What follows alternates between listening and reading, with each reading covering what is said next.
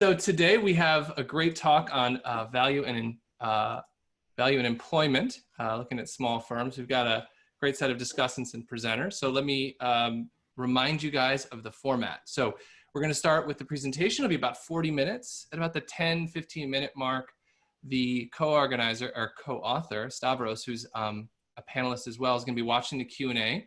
Remember to use the Q&A function to ask questions.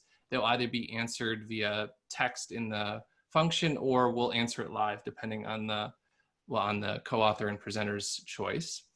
And at the 15-minute mark, there'll probably be a break where some of the questions will be answered. At the end of about 40 minutes, we'll switch over to the two discussants, 10 minutes each. And then at the end, there'll be a break for response to discussions and then further Q&A if there are any available.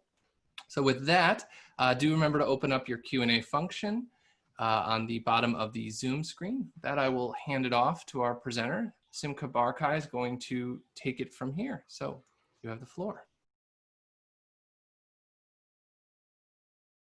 Terrific. All right. I want to thank all of the presenters. This is our first presentation of the paper, so you'll see there's some parts that are new. We will have an official slide apologizing to discussants if we show something that they did not receive. That's how new it is. All right, so I'm Simcha. I am in the transition now from London Business School to Boston College. Stavros, who's here and going to monitor the Q&As at UCLA. Let's get started.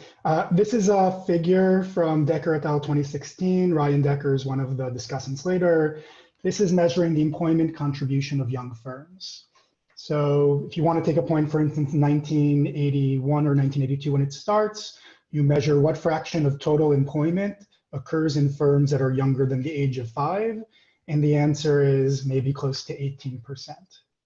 When you look at the end, 2010, maybe 2012, the fraction of all employment in firms that are younger than 5 years old goes down to about 8.5%. So there's a significant decline over the sample period. And this is one of several measures that people refer to as declining dynamism for the US economy. So some things that we know that have happened since the early 1980s, the first one I showed you in figure form, it is declining employment contribution of young firms. Additional things that kind of show less dynamism are gross labor flows. So we measure how many separations occur in a given year or in a given quarter in the economy and how many new jobs are added. And both separations and new additions of jobs, those have gone down over time. The rate of firm entry and exit have declined as well. And this one kind of is pointed to since the early 2000s, not necessarily since the early 1980s. There's been a decline in high growth firms. These are firms that have very high growth for a number of years.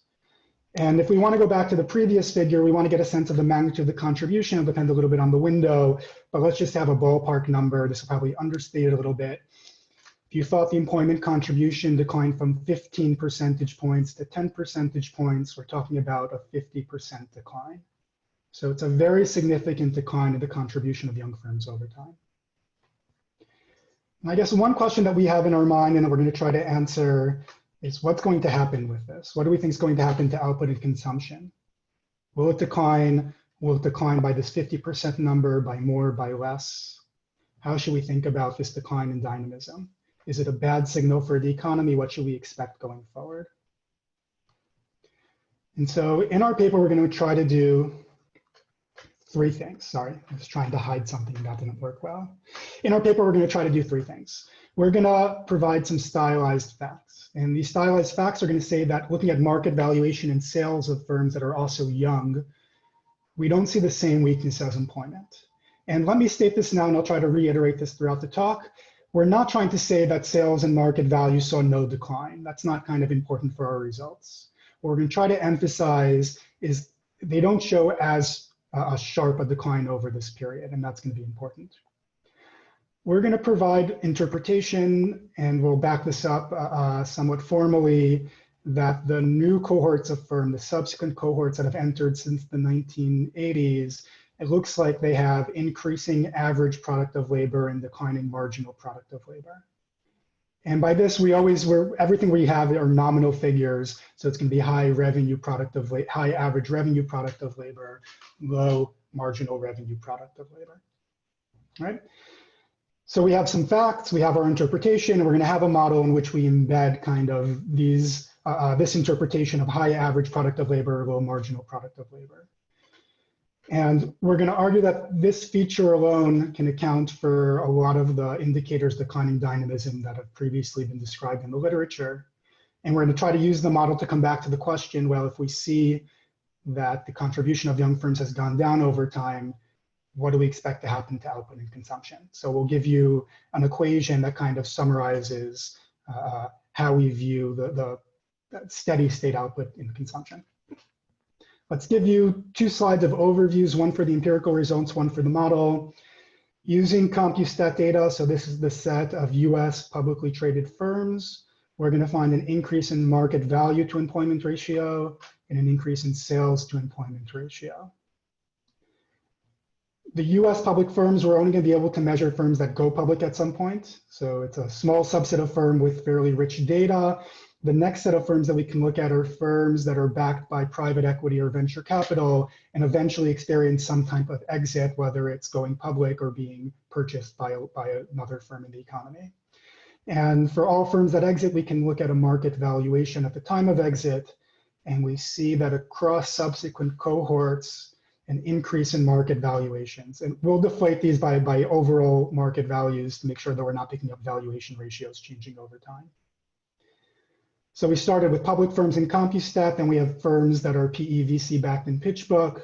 We'll move over to something that represents a much larger segment and perhaps all of the US economy or private economy.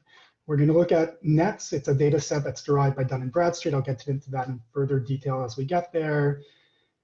And we're going to look at establishments that are acquired. 2 similar establishments, one acquired by a young firm, one acquired by an old firm. The establishment that's acquired by the young firm is going to show less employment growth.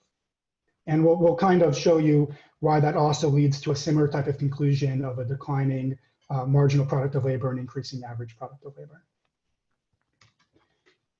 And here's a preview of the model results. So again, we're going to embed we're going to have a economy, we're going to have a production model, we're going to have new cohorts come in. The feature that we're going to embed is that the most recent cohorts have a high average product of labor, low marginal product of labor. And we're going to show that that alone can generate declining employment contribution of young firms. That one's kind of obvious, that's almost what we're targeting, but things that we haven't targeted, it's going to explain declining exit rates and declining gross labor flows. And so this one feature can seem to hit a lot of the dynamism facts that have been documented in the literature. We're going to have, this is kind of an example. We're going to say that it's not necessarily the case that declining dynamism implies long-run decline in output. So we can generate paths, or we can generate an experiment in which we set it up so that the long-run decline, so that the long-run output remains perfectly stable. And that path will feature declining dynamism, declining contribution of young firms, declining output of young firms. And so they don't necessarily translate one for one. And motivated by that, we're going to try to figure out what is the proper relationship between the two. So we're going to derive a log linear formula that relates the long run output to the contribution of young firms as we can observe it today. And our takeaways are there's going to be a slope coefficient. What I mean by slope is if the contribution of young firms has declined by 50%, this is going to multiply that number. And that slope is very small.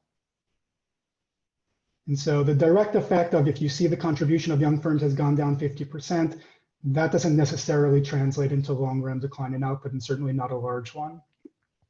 The intercept, however, might be very large. It could be the case that what's driving this change in the model, what's driving high average, low marginal, that is actually could be very bad news for the economy. And we'll mention that at the end of the talk. All right, and here's my official apology slide. This is a new paper. This is our first presentation. It's really in progress. Stavros and I, since we kind of gave the paper to the discussants and to the organizers of the seminar, we've updated a bunch internally. And we might show some things, we will show some things at the end for the model that exceed what we gave the discussants. And another thing is kind of the original paper that we handed in, there wasn't as much an emphasis on determining, at least numerically, the long run behavior of the economy. So that's something that's pretty new since a week ago. All right, so it seems like I finished the intro part, and if there are any questions in the Q&A, this might be a good time to take them. No. All right, terrific. That's great because I have too many slides for 40 minutes, and maybe this way we can get through most of them. So the first section, I just want to document what we think of as stylized facts. And we're going to start with CompuStat data. We're going to look at a sample of US public firms traded on NYXE, Amex, and NASDAQ. By saying US, I require that you're incorporated and operate in the US. We're going to have kind of pretty standard filters. We're going to remove finance, utilities, the post office, things that aren't classified well. We're going to spend a while to collect data on the age of firms. So there's some examples. Revlon's a firm that was founded in the 1930s and went public, I think, in the 1990s. We don't want to count firms as young just because they happen to show up in our data today. There's some really old firms that happen to show up. So Levi Strauss went public against for the second time now, and they're super old. So we're going to go through a very large number of sources that include some academic papers. Jay Ritter keeps on updating his data set on his website, but we'll also go through SDC Platinum, Crunchbase, Wikipedia. We really do our best to get as much coverage as possible. And you can see in the paper we provide statistics. I think we get very good coverage of founding years of firms. All right, we're gonna look at the first time firms enter the data. So this is when they go public. And we're going to restrict that firms are no more than 10 years old at the time they go public. Otherwise, they're just a mature firm and we don't want to include them in our sample. And the outcomes that we're going to show you today in the slides, we're going to look at market value, which is the sum of debt, book value of debt, and market value of equity. We have employment, and we'll have sales. We have some things. Ideally, if you look at the model, we want something that looks a little bit closer to value added. We can't really construct this in CompuStat. Sales is one kind of a little too much. Operating income's a little too little. Maybe, hopefully, if both of those results show similar patterns, value added in the middle will also show the same pattern. Simcha, may I ask a quick clarifying question? Go ahead, yeah. Earlier, you said that the firms had to operate in the US. You don't mean that they had to operate exclusively in the US? No, they don't have to operate exclusively, but I noticed some odd features. There was a Chinese fast food chain that operates exclusively in China, and for some reason was listed as being incorporated in the US. I don't remember the name of that firm off the top of my head, but Apple is certainly in here. Perfect, thank you. Great. All right, this is going to be our measure of contribution. So we're going to do this for each cohort. The 1998 cohort, we're going to look, these equations are for employment. We're going to look at employment of all firms that go public in 1998, and we're going to exclude all of the mature firms that just happened to go public at that point in time because they decided it was a good time to enter the market. And we're going to divide that by total employment for the CompuStat firms in 1997. So that's our employment measure. To smooth out year-to-year fluctuations, you'll see this also for the Pitchbook results, we're going to bin everything into 5-year bins. So 1990 through 1994. And we're going to sum the employment contributions across all those bins. So if you want to have a number in mind, perhaps the typical employment contribution is about, let's say, 1%. For a given year, so maybe in 1998, they contributed 1% employment. And so the employment contribution for the 5-year bin might be a number of about 5%. Right, so these are the numbers you want to have in mind. And we'll have analogous measures for market value and for sales. This slide just shows the employment numbers. And here's our figure. This is the levels. The left-hand side are the raw numbers and logs. The right-hand side is normalized to period 0. So let me move this to the side so I can see the figure. So let's look at the normalized contribution. Each dot here is above a cohort bin. So we've normalized the 1985 to 1989 cohort bin, and so everyone has a logarithmic value of 0 for their contribution. And we can look at the end, the 2010 to 2014 cohort bin. Employment in log points sees about a 70-point decline. All right, so employment, we see over time less and less contribution of the firms that are entering. Sales contribution, it's pretty similar to the early cohorts of 1985 to 1989. It stays it's a little bit flat at the beginning. And then you can see market value contribution, if anything, it exceeds the early years. So we don't need these numbers to be kind of reflective of the entire economy. We understand that who's going public is changing over time. The number of firms going public is changing over time. What we're really trying to highlight here, and it's better highlighted in panel C and D, is just the ratio of the two. So Let's look at the right panel. Indeed, we've normalized these. The black looks at market value to employment, so it's the market value contribution relative to the employment contribution. So all numbers are already normalized by what's happening to the market. So valuation ratios changing should be picked up by the fact that both are contributions and they're relative to other public firms. So we see that over this period, there's been a significant increase in the market value to employment contribution of these firms that are entering. So the 2010 to 2014 cohorts that enter the market, they have about an 80 log point additional market value contribution relative to employment when we compare them to the firms that entered in 1985 to 1989. And you see also for sales, the increase isn't as large, but again, a significant increase. So relative to the set of firms that are public that are mature, the firms that are entering seem to provide a lot of extra market value per unit of employment, that, at least relative to firms in the past. And this is over a period where we know employment contributions in the economy have been going down. So just ballpark numbers again, taken from the slides. If we compare the 1985 to 1989, the 1985 to 1989 cohort with the most recent one for which we can really look at full data, employment contribution shows a very large decline of about 50%, sales contribution about a 10% decline, a small increase in market value contribution. So the relative ranking of these is what is important for us. So we understand that there could be some things driving this. One possible feature could be composition.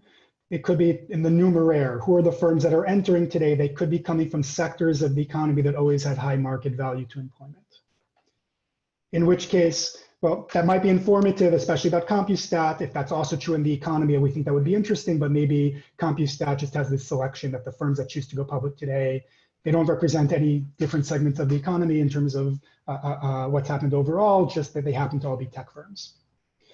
Another possible composition type factor can be the denominator. The set of firms that we're comparing them to might be changing over time. And we treat both of these in Appendix B of the paper.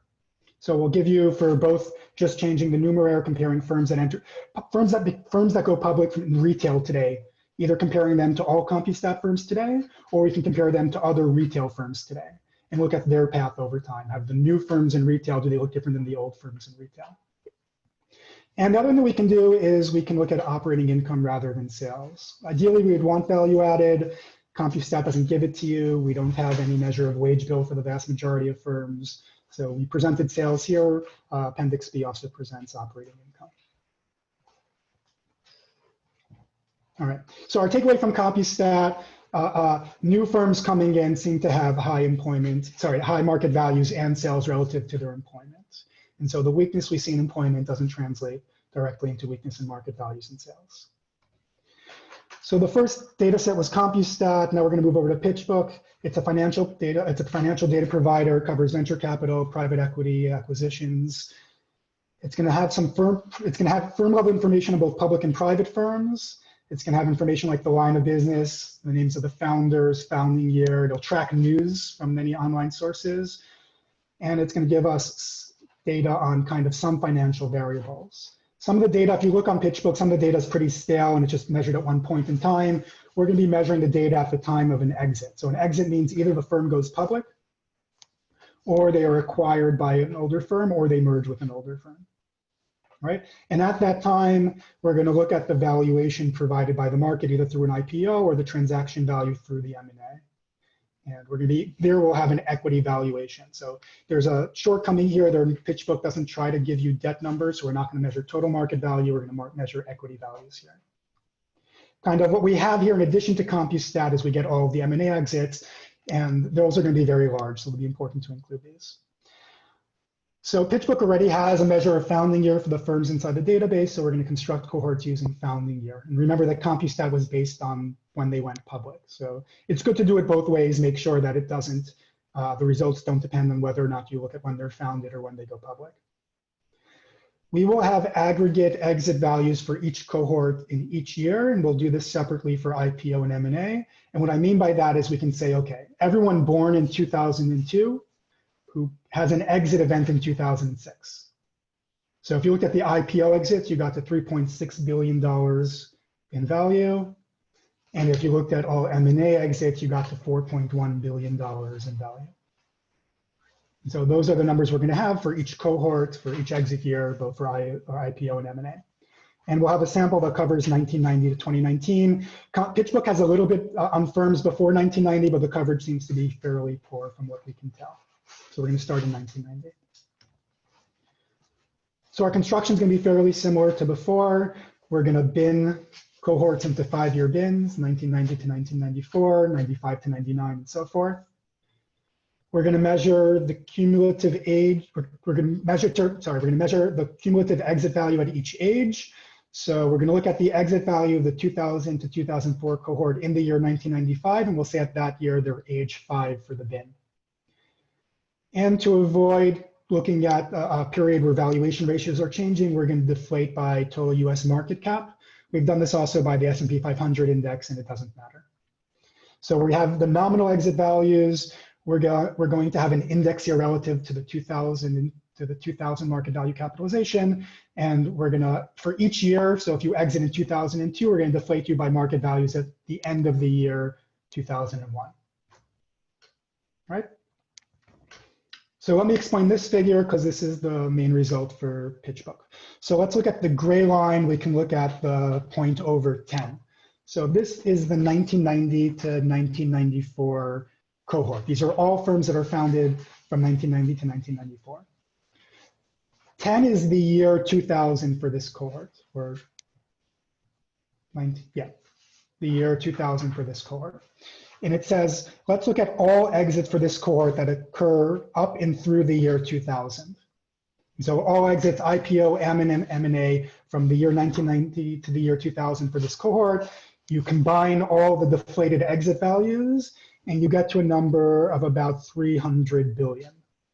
That's the cumulative exit value for the 1990 to 1994 cohort. The paper also gives you the nominal numbers if you want to see those, but those kind of have a lot of valuation ratios in there.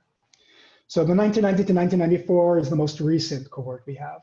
Let's ignore for the moment the 95 to 1999. Let me come back to that in a second. After that, the next cohort we have is the 2000 to 2004.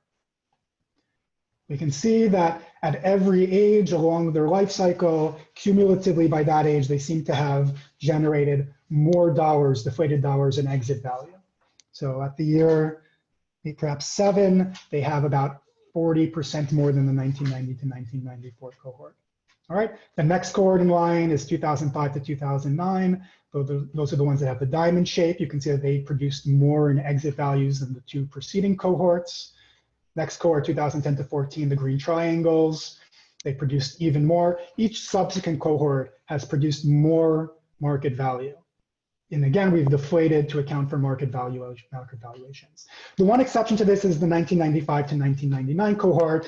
You can see this in the years 4 and 5, very large increase in market valuations. 4 here is the year 1999, 5 is the year 2000. And if you kind of remove those 2 years from that point onwards, the kind of slope here, or the trend, is not very high. So if you exclude what happened to firms that were very young and entered in 1999 and 2000, each and every subsequent cohort has produced more and more market value. So our previous slide, this combines IPO and M&A. You can find in the paper a breakdown between the two. And you'll notice that M&A exits are twice as large in value as IPO exits. So looking at a data set that covers both seems to be important. At the same time, we'll note that our result that subsequent cohorts have higher exit value told separately for IPOs and separately for M&As. And so it is certainly true that the number of firms going public is declining over time. If you want to see kind of number by sector, you can look in Appendix B in our paper. But despite being smaller in number, their market value contribution has not gone down. All right, I think, so I've ended about 40, right? So I'm gonna mostly skip this slide. Let me just kind of give you some highlights of what this says. The full details are in the paper, certainly. So we're gonna try to relate our findings to the difference between average and marginal labor productivity for the recent entering cohorts.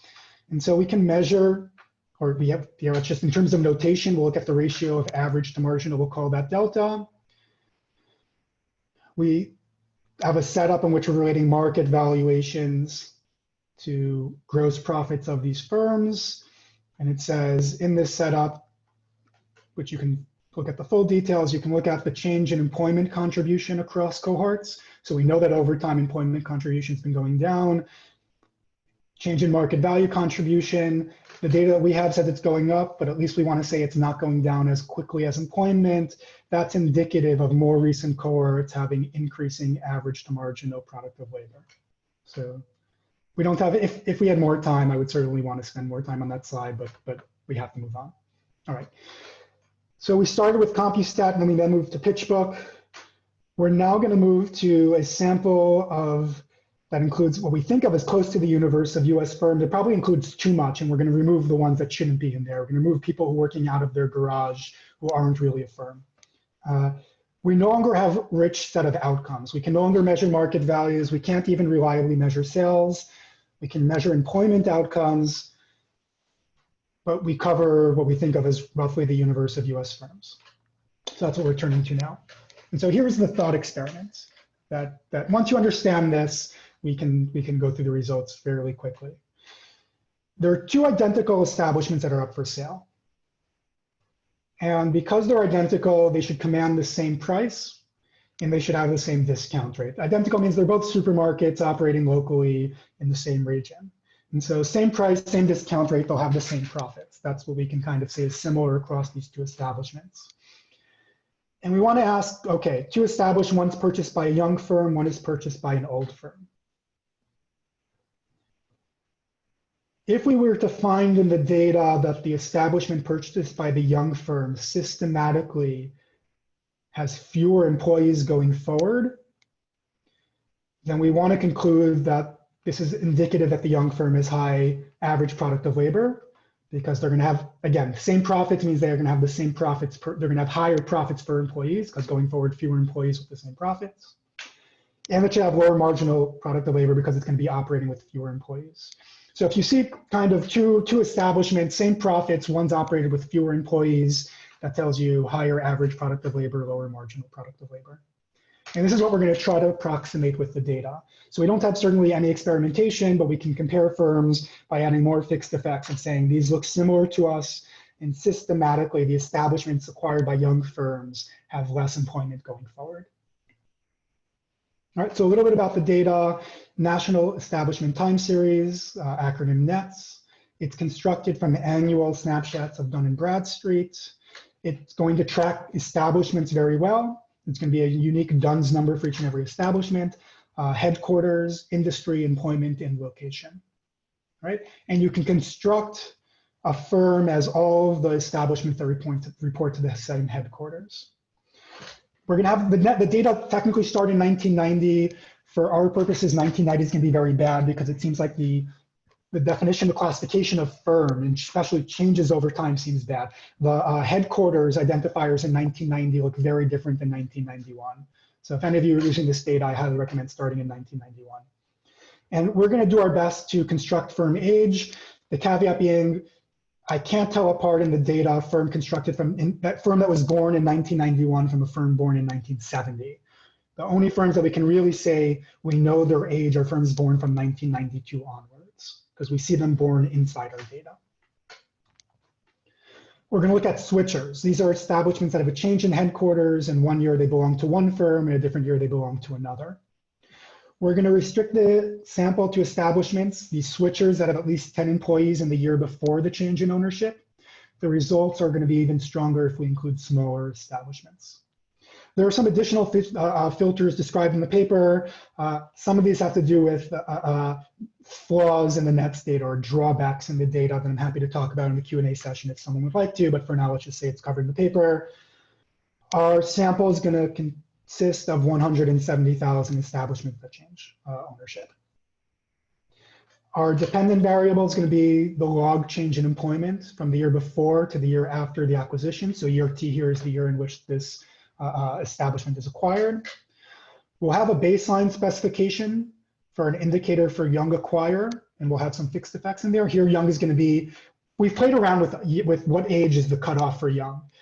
So CompuStat, we did 10, here we're going to go to 8. It doesn't really matter, but we want to be able to use as much of the data as possible.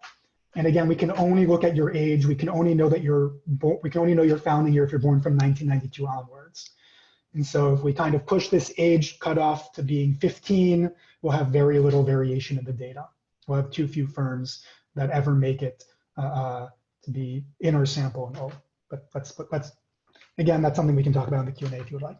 Our main specification, what we're going to really look at is, again, we're looking for patterns that are changing over time. So everything until now, employment contribution of young firms, the ratio of market value to employment, these are things that are changing over time.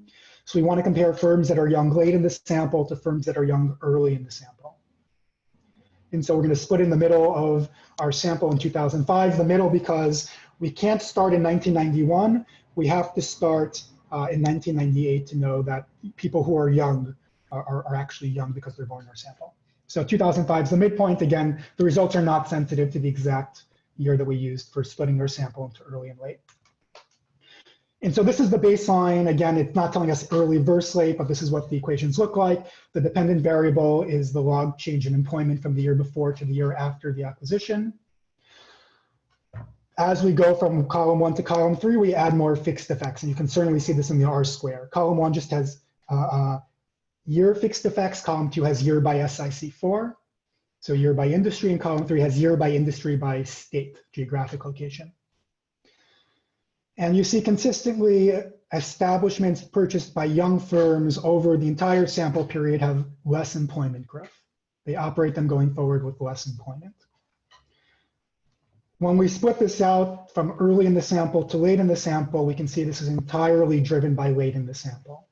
So early in the sample, we see no distinguishable difference. So the point estimate is close to 0. The standard error or the confidence interval includes 0. No difference between establishments acquired by young firms and establishments acquired by mature firms. Once we look late in our sample, we see that there's a significant difference, about a 10% up into 15%, depending on the fixed effects difference. So establishments more recently who were acquired by young firms, they exhibit significantly lower employment growth. They're operated at a smaller scale in terms of employment. So there's some potential concerns with this analysis. Again, part of these concerns have to do with the fact that we don't have a lot of data. We can't control for as much as we would like. One potential concern is young firms may purchase young establishments. So perhaps it's the case that young firms tend to purchase young establishments. That might go the other way. We might think that young establishments are going to grow more, but either way, we might think there's a difference in who they're acquiring, and that might explain the employment trends. The other thing that might be happening is they might be purchasing smaller establishments. So it could be that we're not close to our thought experiment that we had looked for. They might not be close to identical because there are differences in who's being acquired by young versus old. And let me just note that this is something that would have to be changing over time, because we saw early in the sample, we found no difference between establishments acquired by young and old, but it could be the case either that throughout the entire sample, young firms purchase young establishments, and there's been a change in the behavior of these young establishments. Or it could be the case that over time, young firms have started purchasing younger and younger establishments. Both of these are potential concerns in terms of composition. What we can do in the paper is we can add controls for the age and size of the establishment being acquired. So again, to measure age, these are only for firms that are these are only for establishments that we see born in the data, because otherwise we can't really figure out their age. Establishment size, we can see what was their employment in the year before. And these don't reduce our results. If anything, if we control for establishment size, the results get a little stronger. All right, a recap of the empirical results, and then based on my watch, I see I have fairly little time to talk about the model, but I'll try to give you a 5-minute version. So what we see in CompuStat is weak employment contributions, but you don't see the same in terms of market value or sales. And again, important for our results is not the exact level of market value contribution. Is it slightly above 0, slightly below 0? Rather just the ranking between these. Employment saw a large decline, sales much lower, market value even less. In Pitchbook, we saw that deflated exit values have been increasing with subsequent cohorts, so we don't see the weakness there. And we saw in the NETS data that establishments purchased by young firms systematically display less employment growth going forward. And our interpretation of this is that recent cohorts display increasing average product of labor and declining marginal product of labor. And this low marginal product of labor is really needed to rationalize low employment contribution. And the high average product of labor is really needed to rationalize high valuations to employment or high sales to employment, or even the case of nets. Why are these firms willing to acquire an establishment knowing that they will operate with less employment? All of these statements kind of give the same picture. All right, when's my cutoff in terms of time? I have 11:38. Do I have 5 minutes, 3 minutes, 7 minutes? 3 minutes. All right, all right. The model setup is, I think, really well written in the paper. Stavros really polished that. Let me just go to 2 points that I want to kind of highlight. So in our model, we're going to embed this high average, low marginal for these new cohorts that enter. This is a work in progress. You can see there are 2 issues that make it a work in progress: the calibration, and there's a lot of simulation noise. Stavros and I are working off of laptops at the moment, and it's hard to simulate very large samples. So there's a lot of noise in our results at the moment. And it got worse once we went to a new calibration, because the old calibration, at least we partially did on the desktop. We're going to show you, we're going to kind of rig the transition in a way where we know we're making sure that the long run output doesn't change, right? It's not clear that's the way that you want to present. Like we'll want to show also our best calibration, what we think is going on, but this one's all going to do kind of 2 things. It's going to highlight what could you see in the short run, the medium run, in a world in which we've changed the firms, high average, low marginal, knowing that the long run hasn't changed. And also it's going to ask, well, what are the other features that we should be seeing at the same time? What should we see in terms of any other employment indication? And so these are some figures. So we run the economy for 20 years, and starting in year 20, we have the switch. Starting in year 20, the cohort that enters for the first time displays this high average, low marginal. And we simulate the economy. So you can see large simulation errors. We think everything here will be very smooth once we have a desktop to do it nicely. So let's look at the gross job creation plus destruction. So the early period, we saw about 35%. So maybe you think about 15% of people lose their jobs, 15% of people are hired, maybe 16 and 16% of people are hired at new firms. And you see systematically, so 20 years after, there's about a, let's say, 15% decline. So that's about a 4 percentage point decline in gross job creation and destruction. So along the transition path, and even in the long run, job creation and destruction are going to go down. And the reason why is fairly intuitive. It says, look, these firms are going to be less responsive to any shock having to do with employment, because it's just going to be less, there's going to be less curvature. They're going to, I've decided, I've reevaluated, I think trying to explain this in detail in the 1 minute I have is not a good idea. So we have several indicators here of dynamism that we think are the classic ones. Births our model is not really designed for, but at least deaths of mature firms. The death rate is going down over this period. So again, we have a lot of indicators of declining dynamism, even though we know that in the long run, employment's going to be this constant in this model, output's going to be constant in this model. So both of these are going to be true. The last thing that we're going to want to end with, Stavros, thumbs up or down, do I want to kind of present the equation?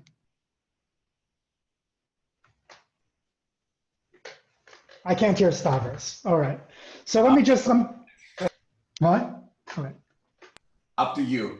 All right. So I'll end with this. I'm just going to try to, this exceeds, this is both simplifying the sense that this equation kind of gets rid of the heterogeneity, the main version of the paper presents both, but it's also a little generalized because this is kind of what Stavros and I have been talking about for the last 10 days, and it exceeds what appears in the draft.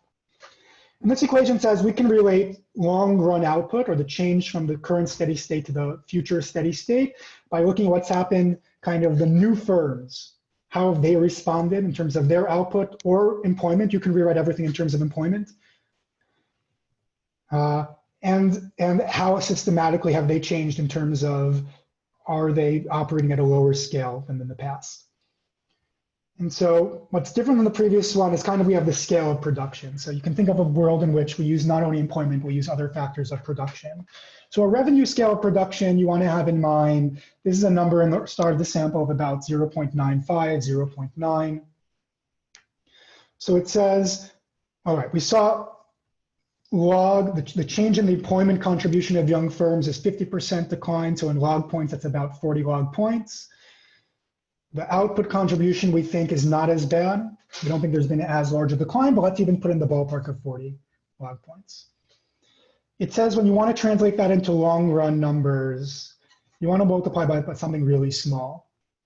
So why is that? It says, look, you're evaluating firms today in an environment where the majority of firms are old and kind of the prices of labor, the prices of other inputs into production, they reflect production in an environment that was designed for these old firms. Over time, these prices will adjust, and the one thing that won't adjust, and so when the prices adjust, we'll kind of scale back up, we'll get to the right composition. The one thing you're never gonna make up are kind of economic rents. Those are permanently gonna be lower.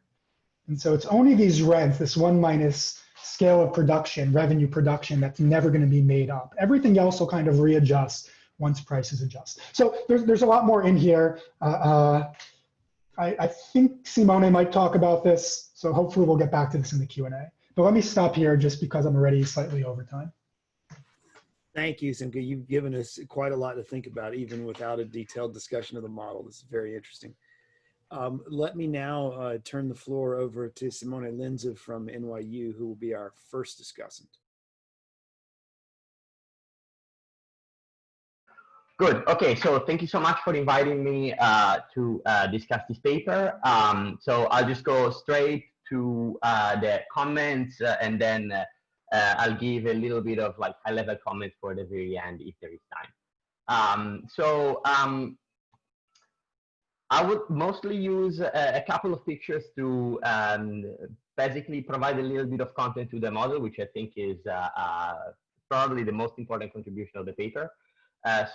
Simcha went kind of fast, so hopefully this will also give a little bit of ground for further discussion about the paper. So this is like a super simple, like micro 101 figure with the marginal and the average product of labor, and then the black line is just the wages. So what do the authors have in mind when they think about the entrance of this new type of firms? They really have in mind two things. A, that the curvature parameter, this is what Simcha referred to, this alpha in the production function, changes, and in particular is lower for the newer cohorts, but also they need something else that is kind of shifting both the average and the marginal up, and this is going to be in their paper like a productivity shift. So the entrance will be more productive. So this is going to be a shift in ZC. So what do they accomplish? Well, there are like a bit of lines in this equation, but basically by simultaneously changing the curvature of the production function, the alpha, which goes down, and at the same time also increasing the overall productivity for the new entrance, so the ZC that goes up, they achieve both like a tilting of the average and the marginal product of labor, and at the same time, they also achieve a shift up of both curves. So now we have two types of curves in the market. There are these new entrants, and then there are the old firms. So what are the new entrants doing now that they have this different curvature and this higher productivity? Well, they're not going to use as much labor as before because they have this like lower alpha. And at the same time, because they're more productive, despite the fact that they have lower alpha, they can still basically maintain, if they want, the same level of production, despite the fact that now they are employing less labor. So you really need in the model these two forces, the decreasing curvature and the productivity bump to generate the decreasing the labor usage for these firms, but not necessarily a drop in sales just because they're more productive. They can hire less, but keep producing the same. Then what happens in the model next? Well, it's a general equilibrium model, and then basically the G kind of does all the heavyweight. What Simcha didn't explain is that there is a sort of overall cost of labor. So I think in the paper they call it like operating leverage. So basically what happens is that there is because there is less labor demanded overall, wages go down, and because of market clearing, this also translates into a lower overhead cost of labor for all the firms, not only the new one, but also the old ones. So now the old ones have to pay this like lower overhead cost of labor, and despite the fact that they are less productive than the new ones, now they can kind of afford to stick around. So they don't have to exit so much. And this is basically the force behind the reduced dynamism that Simcha also mentioned. But overall, what happens is that you have like this cohabitation of the new and the old type of firms. And then the new firms are employing less labor. The old firms are potentially like more, but they're also worse. So they produce like in terms of revenue share, they might be lower. So overall, the labor share in the economy drops. So this is an extremely simplified version of what I think goes on in the model, in relatively simple terms. So now what I would like to do is discuss a little bit what it means to have the entrance of these high average product and low marginal product firms in the model, and also if it's possible to provide additional evidence, empirical evidence of this phenomenon in the data. So the authors provide, and Simcha spent most of his time showing this evidence consistent with the entrance of these high average product, low marginal product firms. I think it would be good to have in the paper more evidence. I know that like the data availability somehow constrains what can be done. Let me just throw a couple of suggestions. Like one, so what they kind of need to show is that there is both a reduction in this curvature parameter, which in the paper is very often referred to like a curvature in the production function. In reality, it's something that is a combination of production function, but also market structure. So markups in particular, I will discuss this in just a second. And then they also need at the same time this productivity boost for the new entrants. So evidence on the first one, so evident that the curvature is lower, I think is of the two is the one that is possibly easier to show. And one suggestion is that there is a ton of literature trying to estimate production functions.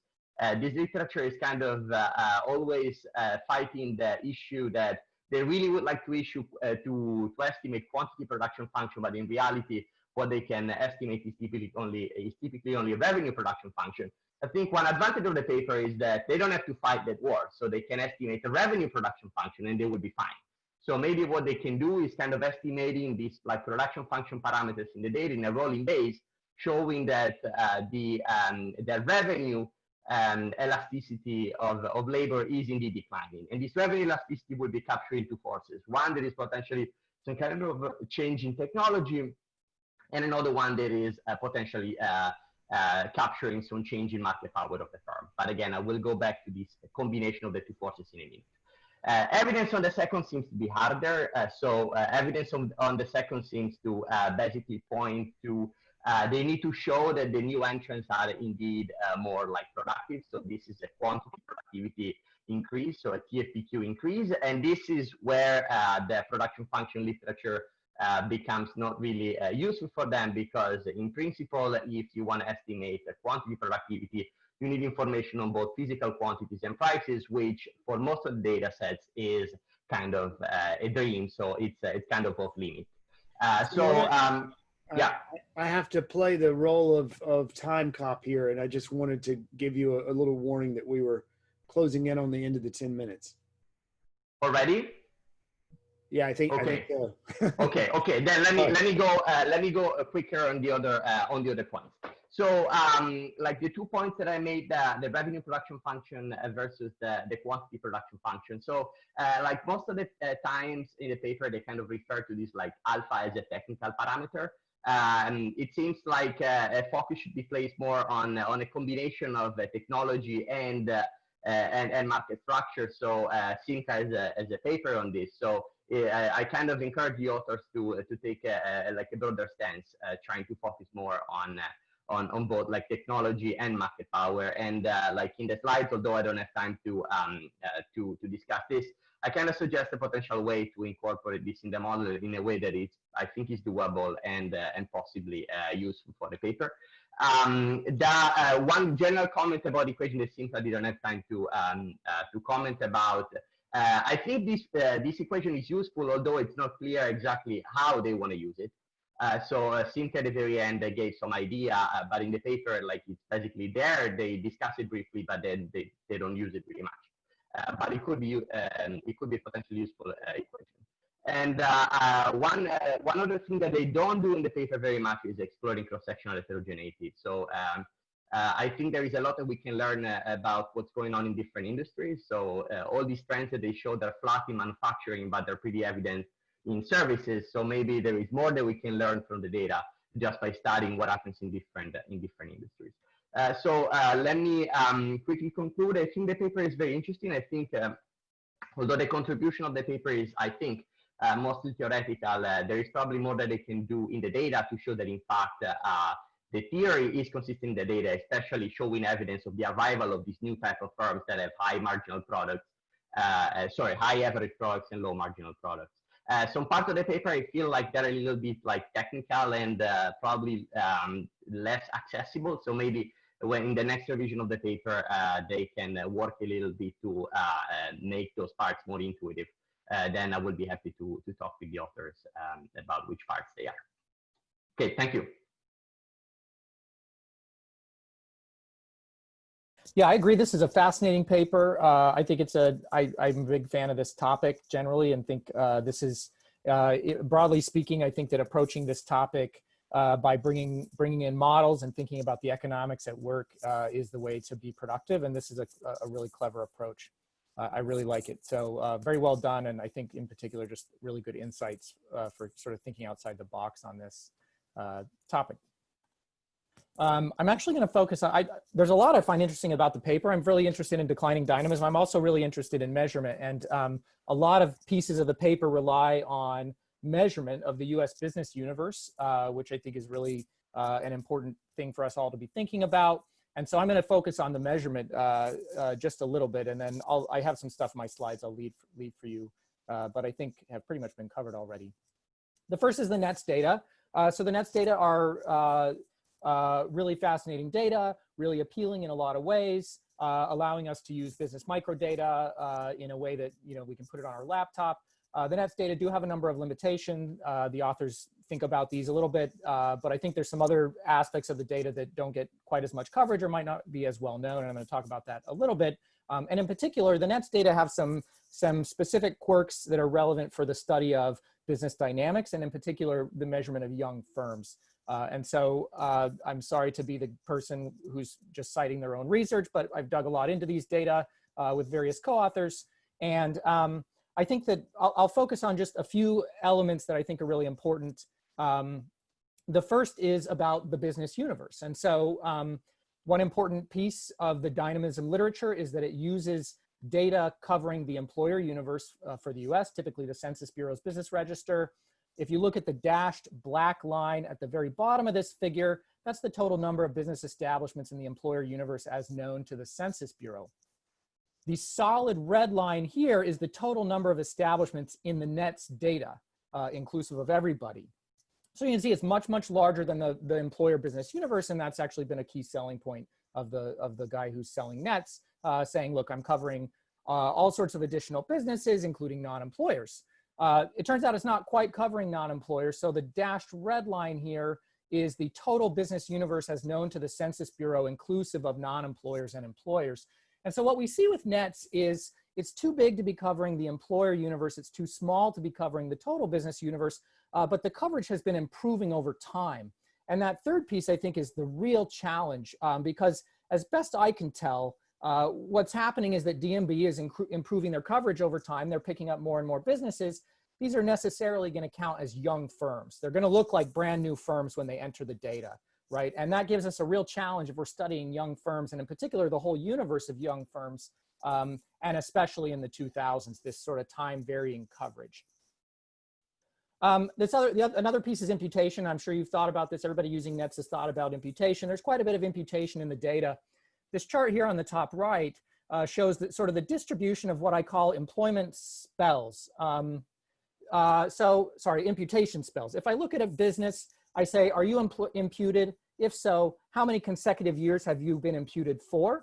I call that an imputation spell, and I sort of can plot the distribution of imputation spells cross-sectionally for any given year. And what we find is it's typically the case, looking at this top line, that the 90th percentile firm has 6 years of consecutive imputation. So in other words, 10% of firms in the data have been imputed for 6 years or more, meaning that Dun & Bradstreet hasn't talked to them, doesn't know their employment. And in particular, we don't know if they've grown like crazy in the meantime. Maybe they've exited. We have no idea. And I think that's a challenge.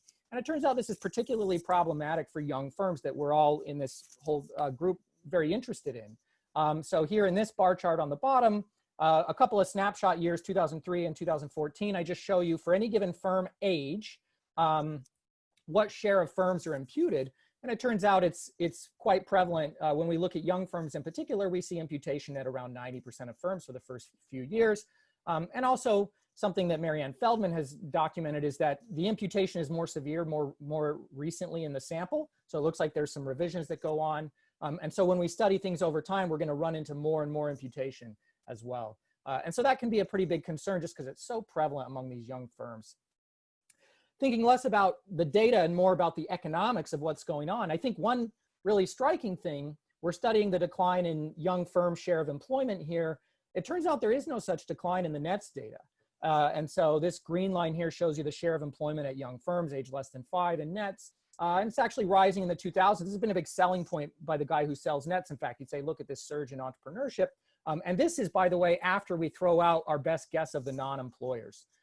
And so there's some very different patterns going on in the NETS data versus the official data, which is the BDS here, the blue line, which is basically that's the motivation for the paper. That can be a challenge. And then finally, when we think about the growth of young firms, I think we're having a hard time measuring that in NETS too. So this figure on the top right here, you can ignore the blue bars, just focus on the green bars, which tell you what is the net employment growth rate among firms of a given age conditional on survival. Okay, and so if you make it from age 0 to 1, this first green bar will tell us our net employment growth rate, and we find this very familiar pattern that growth is declining with firm age. When we look at NETS, we don't quite see that. We just don't get the young firm growth pop that we're used to seeing in the official data. And by the way, if I took out the imputed observations, this figure doesn't improve that much. So studying young firms is just really a challenge in NETS. And I think NETS is useful for a lot of things, but this is a place where you've got to be very, very careful. And then I'll just briefly mention CompuStat. I think the authors are doing a really nice job of being appropriately cautious and transparent about CompuStat. It covers public firms and so on. A few more angles of that I didn't see is, first of all, there's a little bit of literature on differing dynamism trends among public firms and everybody else. And this is quite consistent with everything you say in the paper, that we know there's some selection into public firms and so on. But we've got to keep this in mind. CompuStat, we don't think captures US employment very well. So Veronica Penchikova has this really amazing recent paper with co-authors where they matched microdata CompuStat, and they can sort of make these comparisons directly. And you might be able to even do some adjustments based on the findings in that paper that could help out. I think these are really useful exercises as motivating exercises, but we've got to be careful about these measurement questions. And so just wrapping up, I think it's a very clever theory. Like I said, I think this is the way to approach the declining dynamism question, is to do as you've done and think hard about the economics of entry and its relationship with the incumbent firm distribution. And so I very much applaud it. One little thing there is I would think a little bit more about employment weighted entry, which is what you're focused on and is what we usually focus on, and unweighted entry, where we just look at straight entry rates, because the latter have actually declined as well. And you might think about how that can fit into your theory. I think this question is really, really hard to answer with these data, in particular the NETS exercises, just because I think we just don't know what we're really measuring when we compare young firms and older firms in NETS, and in particular when we look at employment growth. This is a big ask, and I don't take it lightly. If I were you, I would seriously consider doing a census proposal. You could get LBD data, and you could even get good revenue data as well. And if you were to do that, you could think about some of these other suggestions you got today. You could go in and measure production functions if you got some of the like the ASM and some other surveys. So that might be something to think about, just to sort of increase the reliability of the data. And that's what I have. Fantastic, Ryan. Thank you very much. Stavros, Simcha, maybe I should give you guys a moment to respond to the discussions that you've received, and then we can kind of open it up to some questions. We've had some questions come through the chat window, but let me let you guys take a moment to reflect on this and respond. Simcha, I want to reply to the discussant. First of all, Yeah, thanks to both discussants. I'll let Simcha reply. so all these comments are super helpful. Some of the things that Simone talked about, we're kind of in the process of doing, and what I didn't have time to really talk about on the slides gets a little bit closer to what Simone's last point of we take alpha as a technology parameter, maybe we shouldn't, maybe it's a market parameter, having to do with competition between firms. We're moving there. It's taking time, but the equation I had up at the end really tries to say exactly that point. It tries to say we not only should we be doing that, but understanding whether or not what's changed over time is really technological in nature, or if it's something about competition between firms or young firms figuring out how to get a niche in a market and guard it well and kind of face less competitive pressure. That's critical. It isn't just something that you can choose to put in, but the model is going to tell you that that's going to determine a lot which of these two worlds we're in. So we're thinking seriously about that. To Ryan, we really appreciate all of the Nets comments. We've had a lot of in-depth investigation of Nets. We've spoken to the person. We're aware of some of the problems. There might be problems we're not aware of, and we're happy to look through the slides. Maybe I'll point out one or two things that I saw that were interesting when I looked at the Nets data. When we include, the sample of Nets that we're using doesn't include everyone. We require that either you're an establishment that eventually makes it to 5 employees, or you're part of a multi-establishment firm at some point. That sample seems to have slightly better properties. We can talk about it a little afterwards. I want to understand a little bit better kind of the young firms in Nets. And there's some things that we certainly see. Kind of the post office comes into Nets late in the sample, and they look like a huge employer from like day zero, or maybe like the employer, or maybe you see like tremendous growth. So there's some like odd things in there that we're aware of. We try to deal with it as best as possible. One thing that we do see is if you look at firms that have at least 10 employees and you take that as your sample, the dynamism type things you do see it, the same types of patterns over time.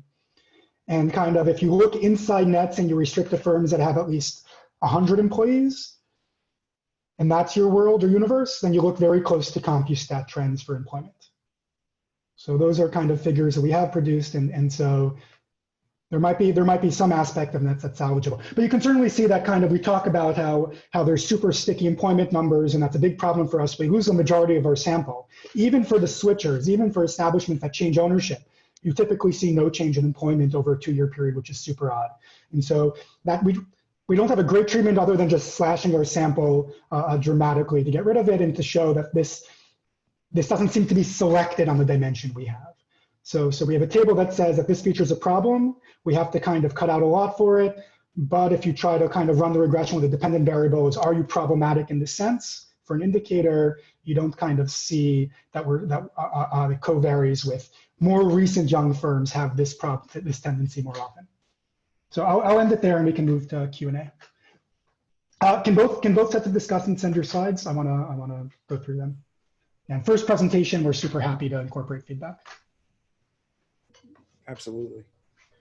I know I've been watching the chat window, and I know there's been a discussion about these results happening across different industries as well as within industries. And I wondered if you guys could just comment a little bit on, like in which industries are you seeing, in which industries are the results the most dramatic? I guess partly in my own mind, I'm just trying to tell a simple story about new firms being ones that adopt technologies that don't require very many people in order to reach their markets. And so I just wondered if the broad patterns across industries kind of lined up with that.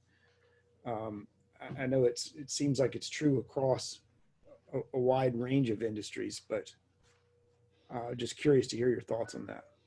So it appeared in Simone's slide. I think it was Simone that had the sector decomposition. So where we have results there by sectors for CompuStat, and with CompuStat, you always want to be hesitant because it's hard to classify these large firms certainly into an SIC4, that's going to be like really bad, but even to a sector could be problematic. So that's caveat 1. Caveat 2 is There's a difference in composition of how many people enter from different sectors. Let's put that aside too. So two caveats. You see this more in services than in manufacturing. The retail, if you look at the retail wholesale, you see it's more volatile, partially because wholesale in particular, very few firms happen to enter right around 2009. And so you see this, you get a small number of firms that start to tell, but you do see it in wholesale, retail, services. You see it less in manufacturing for the sales. It looks more flat there. But again, who counts as a manufacturing firm? Well, Apple counts as a manufacturing firm in CompuStat. They have one manufacturing establishment in the world in Ireland, and it was kind of a agreement with the government. You give us low taxes, we give you some employment. So we tried kind of the NETS data, we almost took the opposite approach. And the NETS data, we're kind of controlling for that. We're comparing establishments in the same. So the establishment data is fairly well classified in terms of industry. It doesn't have the same problem as like Apple is computer manufacturing, which is like odd. It'll have like an Apple retail stores, and Apple is a retail store. So it kind of breaks up firms. And so there we have kind of, we're comparing two establishments inside the same industry, inside the same year, third column inside the same industry year and state. So it doesn't answer the question, but at least some of this seems to be within industry and not just the composition. But let me also say, if at the end of the day we find that this is driven by a composition, I think we think that's interesting and informative too. Absolutely. Can I add one thing? I think you should go in that direction because potentially can help strengthen the story. As David said, it's more plausible to expect some of the features that you would like to convince us that the new cohorts of firms have for some industries rather than others. So I feel like just putting everything in a basket in a way is kind of like compounding a lot of stuff. Maybe showing more within and across can help. Yeah, so I think we need to figure out, so kind of our empirical results now are a balance of what data do we have and what's the weakness of each data set. We're trying to get this into the census. So for other projects, I have census approval, and we started working on it in the census room, and then coronavirus hit, and so everything stopped. And the Chicago Fed kind of is indicating they might be pretty late to come back. So we're working on it. We recognize if we had a data set like the census, we would want to do a lot more by sector. And the data that we do have, Pitchbook and CompuStat, kind of doing it by sector, seems to introduce additional flaws, and we're trying to figure out the right balance. We're trying to figure out, that's kind of why we have market value here, employment here. It's the data, each data set has its own strengths and weaknesses, and we're trying to live with that and figure out the best way of coping with it. With your NETS data, you could always match up to CompuStat and get your own industry code based on the establishment footprint of the CompuStat firms, right? For that particular problem. Not that it's easy to do, right? But I mean, it's a possibility. So it's something that we can look into. We haven't started using like a mapping to CompuStat, but it's something we can certainly work with. Thank you, everyone. At this point, I want to turn the floor back over to my co-organizer, Michael Ewens, who was going to make a few announcements. Mike, take it away.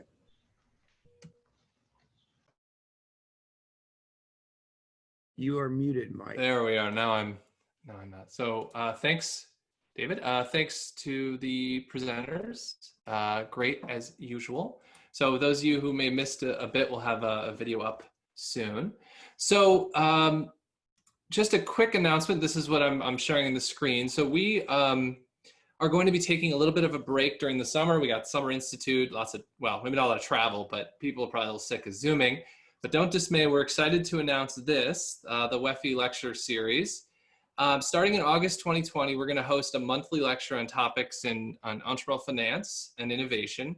So why do we think this is needed? Well, our limited experience with events like this today suggests there's real global interest in research areas from both faculty and PhD students. And unlike labor, IO, and trade, entrepreneurial finance, and in particular, and to some extent innovation, are really built on a lot of distinct areas with diverse faculty who are themselves really the only person in their division, their business school, doing this. So we believe there's a chance to synthesize the area, guide young faculty or PhD students on both the answered and unanswered questions. And so how this is going to work? Well, you can check out the website. There'll be more details later, but basically we're going to have an hour-and-a-half lecture every month by an expert in the area. The topics we have decided are here. Some of the speakers have already been arranged. Here they are. So these are basically new, still active areas that we think have gaps or unanswered questions. So rather than thinking about older topics that we think are basically on the ends of getting published in top journals, we're trying to find areas that are a little more active. Importantly, these lectures will be very different from what you may think of as a lecture that you do in your PhD class, where just talk about 3 to 4 papers. Instead, we're going to think of this as a summary of a to-be-written handbook chapter, where we're trying to talk about the economics, the data sets, the big research questions, and hint at the papers rather than covering just papers. So by the spring of 2021, we hope by the time this is over, we'll have a website full of video lectures, a syllabi, reading lists, and data sources. So if you're signed up already for the announcement list, you'll see more information in mid-July. If not, just go to the sign up form up here. Other than that, I think that's about it. More details soon, but thanks again for coming to the 6 lectures or seminars we've had thus far. Have a great summer, and we hope to see you later in August.